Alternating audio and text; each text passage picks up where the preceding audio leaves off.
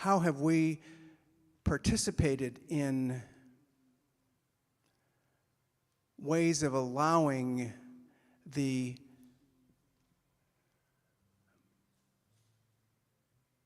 unspoken idea of soft racism and veneered racism and disguised racism? How have we allowed that to go unchallenged in our conversations and in our society? And I'm going to open that up not as a rhetorical question, but as something that I'm going to allow a few voices to speak to. Where has racism used that we have not challenged that in our communities because it seems like it dances there at the edge of something that we can either put up with or it's too hard to challenge because it's too soft? Do you understand my question? Not really? Not really. Who understands my question? I do. Speak to it. Because when I was growing up, hang on, we're going to bring you a microphone, and yep. And because when I was growing up, there were no Jews in West Lafayette because President Elliott would not allow any Jewish people to be hired to be professors at Purdue University. And it wasn't until he was gone and President Hovde came that there were Jews hired to come to Purdue to be professors. Now, I was a little kid going to Morton School. Did I know that there weren't any Jews in my class? No, nobody told me. How was I supposed to know that? How was I supposed to know that blacks were not allowed to buy housing in West Lafayette? There were no blacks in my school. How was I supposed to know that? Right, right. Great example, great example. Others? There's a two rows back.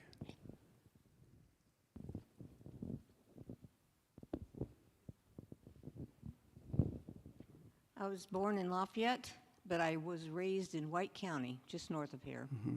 And White County is exactly what it was. Mm-hmm. We had every road coming into that county, and every major road with a sign says, you can travel through here, but don't be caught here at night after dark. I never saw a black person in my life till I was 17 years old. Okay. There were none in my community, anywhere. We have one more in the back. If you, oh, okay, go ahead. I'm originally from Logansport, Indiana, but I live here in the greater Lafayette area now. But in Logansport, you know, I heard that a long time ago, way before I was born, there was an addition section where there was a covenant between the homeowners and the landowners that no Catholics or Jews were allowed in that neighborhood and such. And also, I have never met, you know, people who are Islamic, you know, or Jewish much more until I came down here. I mean, because, I mean, Logansport does have a Hispanic population as well, but not a whole lot of other minorities other than that. Thanks.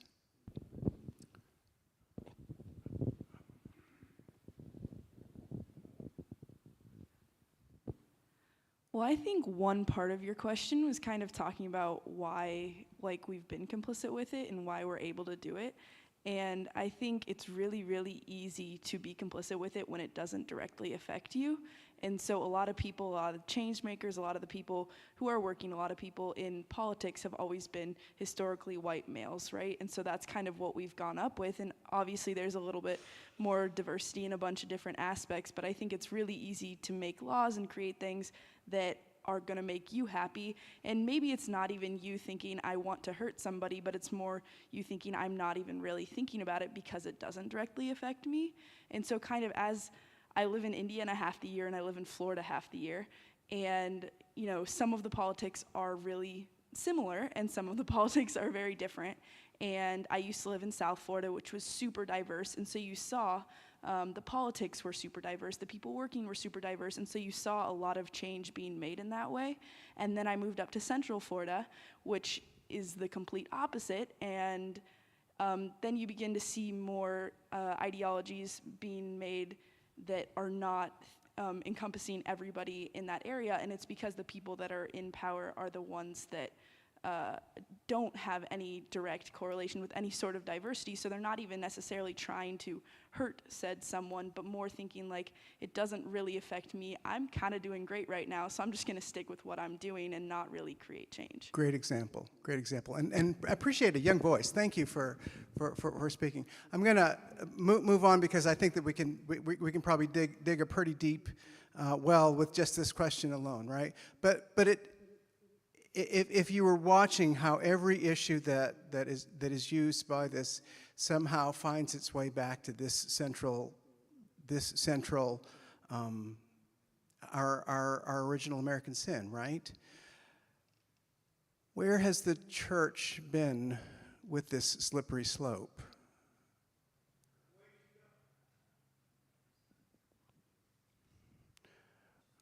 I said way too comfortable. Way too comfortable. Where do we see the overlapping of white supremacy with both our participation and some of these ideas of comfort that we're talking about?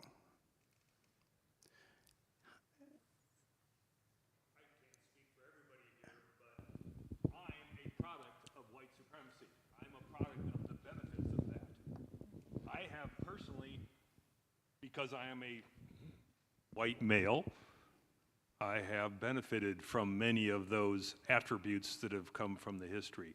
Right. So when's the last time I went out and did something nice for a disadvantaged person? When's the last time you did?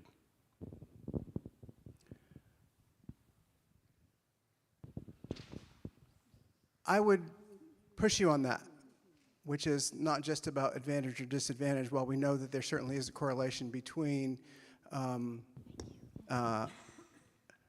race, culture, margins, and economic location, that it is the participation in these unchallenged racist systems that creates the disadvantage, right? So it's not just helping them, but actually we have created that, right? Right.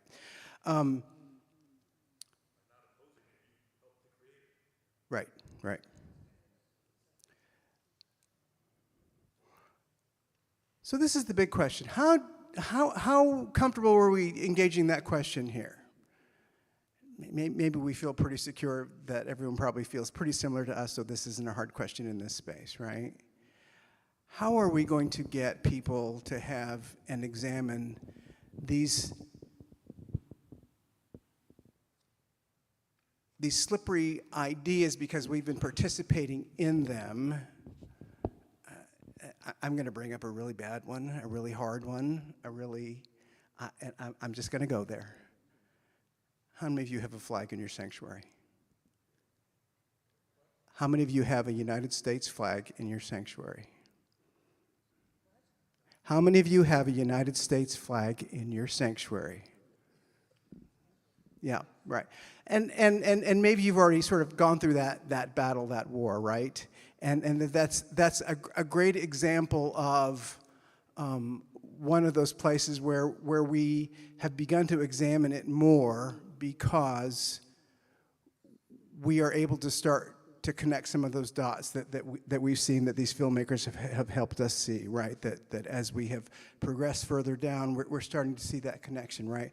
But we actually have this long history of these steps of a progression, because one of the things that seemed pretty clear was that we're pretty good at putting evangelical Christian late 20th century, post 1980 into the center of where our criticism is aimed.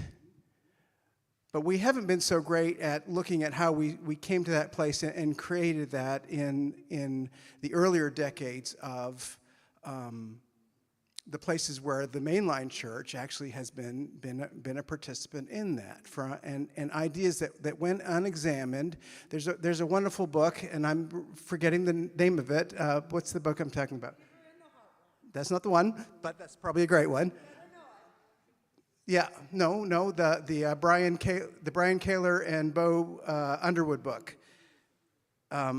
we're going to get Bo Underwood up here. Bo Underwood is a pastor in Indianapolis, and oh my goodness, somebody help me out here. No, that's not the book name. It is Baptizing America. Thank you very much. Thank you, Pastor Hillary. Which actually takes a step earlier from some of the beginning places of this documentary and looks at where some of us mainliners really have actually kind of tilted the slope that begins this slippery slope.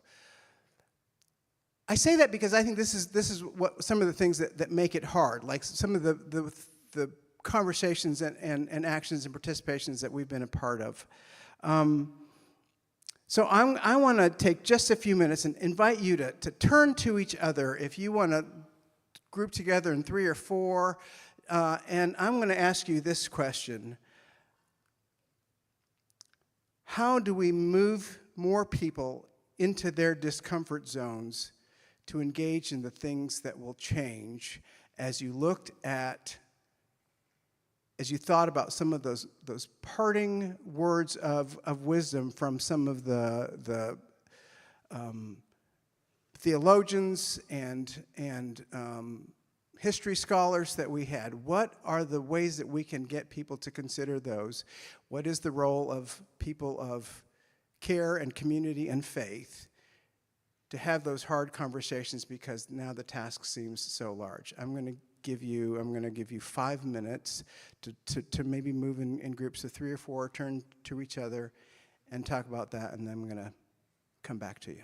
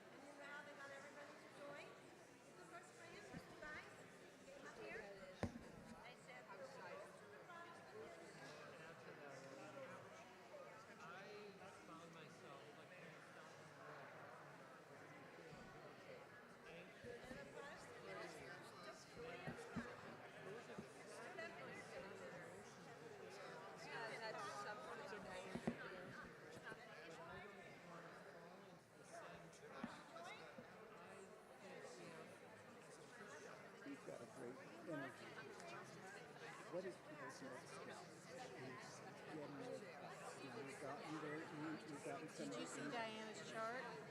Her chart that has the action steps you can take? Yeah, no, I don't mean that per se. Must learn our work and our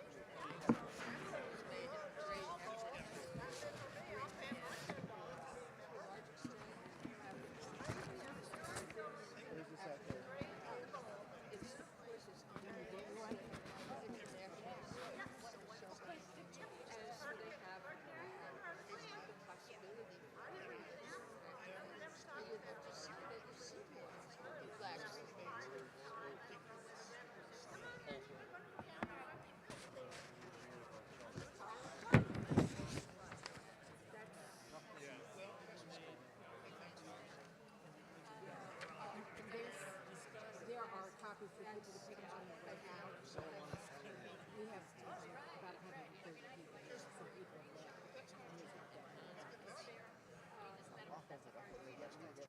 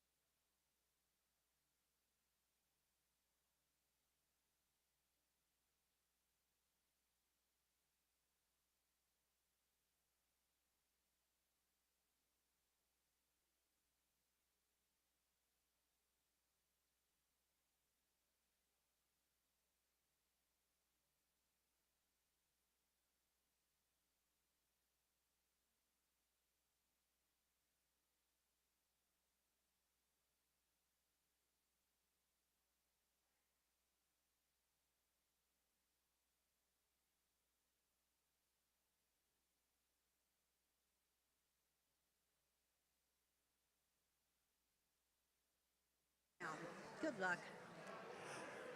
Okay, this is the hard part. I'm going to try to pull you back in. Where I just want to get a couple of ideas that you may have come up with, something that you want to share out with the rest of the group. You've also been receiving some papers that look like this. This is a little bit of a cheat sheet. I was going to ask you, what can you do? And then someone just handed you 1, 2, 3, 4, 5, 6, 7, 8 ideas.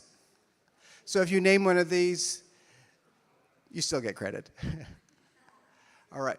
So just a couple voices before we, maybe voices that we haven't heard yet. What are some of the ways that you think about that you can help have these hard conversations that move people into the discomfort of what we have to do both to speak against some of these things that are very concerning to us? You know, you know how you get those news alerts on your phone when you have one of those phones that are smarter than you are? I got one just a moment ago that said tonight Donald Trump is going to accept the nomination. I mean, what an auspicious... Oh, we need to hurry up and get there. Okay. So then what are you going to do? I'm going to hand you the microphone since you...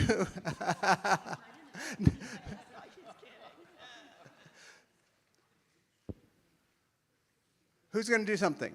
Tell me what you're going to do. Okay. Since you threatened. No, what we talked about here was you have to challenge people like that in a good way, in that when you look at all the people that were shown on the video, they believe that everybody else believes. They're in that bubble. And by being silent when they say something, you're helping to create the bubble. You're affirming the bubble to them. Now, that doesn't mean I need to go out my Facebook page and say Project 2025 is, you know, and all that. Mm-hmm. But Though some people will. And if you're comfortable with that, that's fine. Right. But on the other hand, when somebody like that makes a comment, challenging them might make them think about it. But even more importantly, there's a person sitting next to you listening, and they will hear that, no, not everybody agrees with this.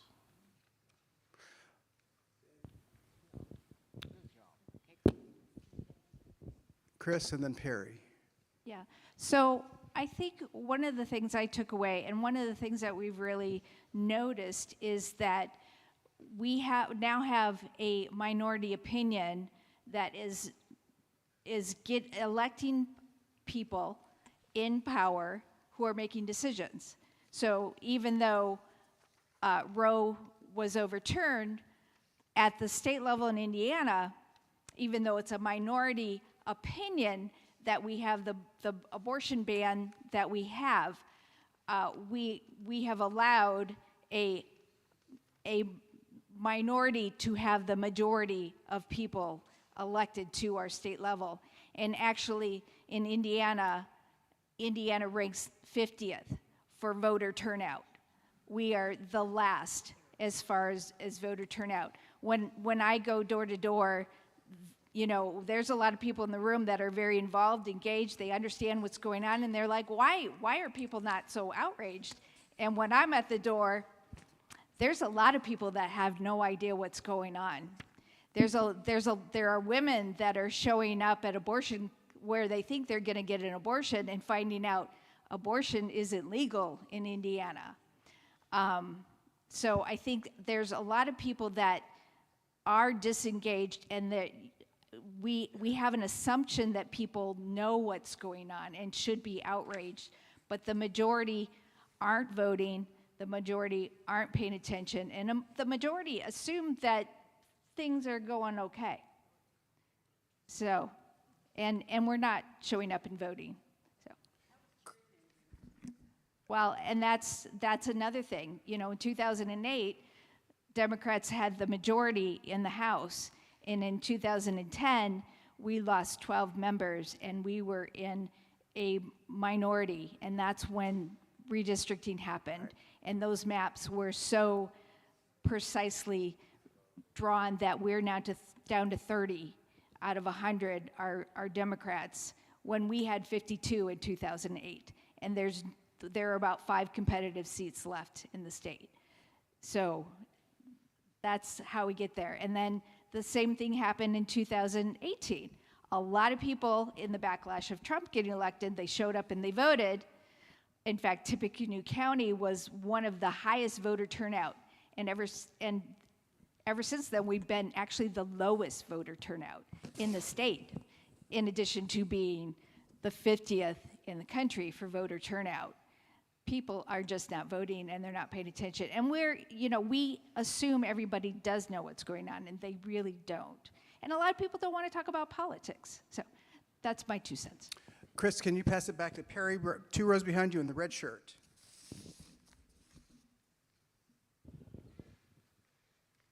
What we talked about, and I guess I was mainly the one talking, and because the first thing I said was that we the people are in deep, deep trouble. Because these people are serious. These people are deadly serious about what they're doing. They want to turn America into a righteous nation that is composed mainly of a people that they're too lazy to evangelize. They're going to make you a Christian, even though that's not how Jesus did it. It's frightening. It should frighten each and every one of us. But the thing we need to do, if you notice, all the people who were talking, all the preachers and stuff, were yelling at the top of their lungs about what they had to say. We have to be as loud with our truth as they are with that lie. That's what we have to do. That's the only way we can do this.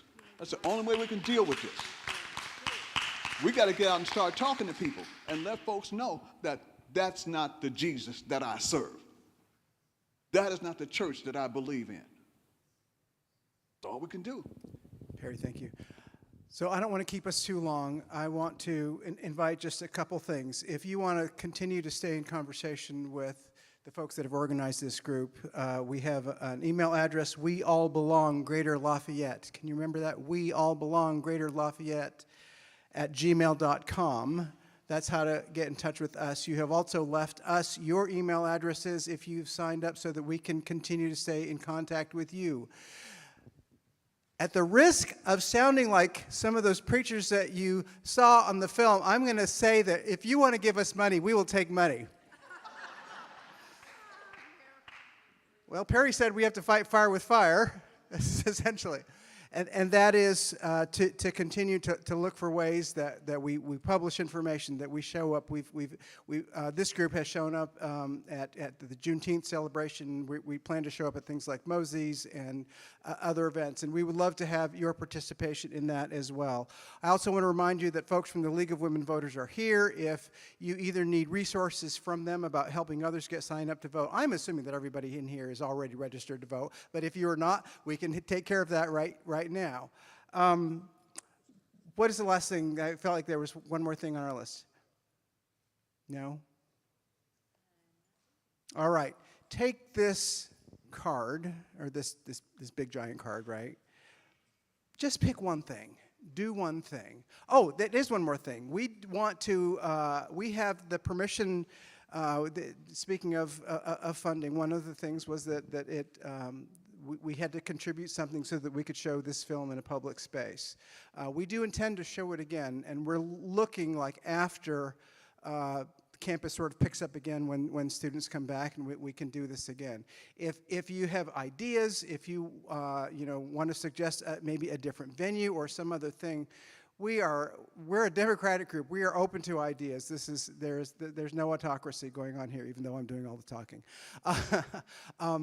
So we want to continue to use our voices and the tools that we have. And I just want to thank Perry for naming some of the tools for those of us who come from a tradition where Christianity is still something that we believe in, and not everyone is from that, and I want to honor that as well.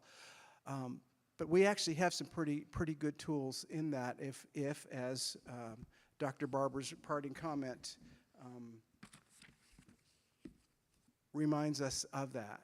And so I just wanted to name those tools of goodwill and love and care and peace and justice that we have. And so I'm just going to go ahead and share Dr. Barber's concluding comment again in my voice and in my words. In Jesus' last sermon to the nations, he says, I'm not going to judge you by your skyscrapers, not going to judge you by your tax cuts, not going to judge you by your military, but when people were hungry, did you feed them?